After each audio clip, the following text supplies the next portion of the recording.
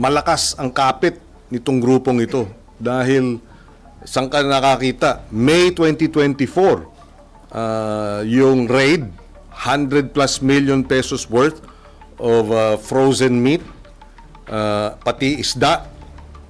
Pero hanggang sa ngayon, 1.5 years after, wala pa rin kasong sinasampa laban dito sa mga nasa likod nito. Katakataka rin yung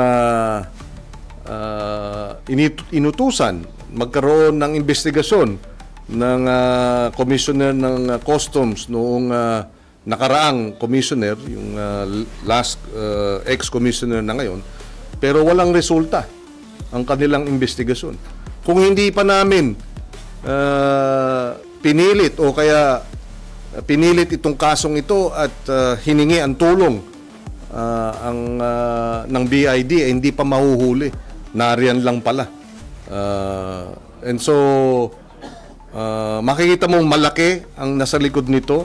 May hawak sa customs, may hawak ng mga Chinese nationals.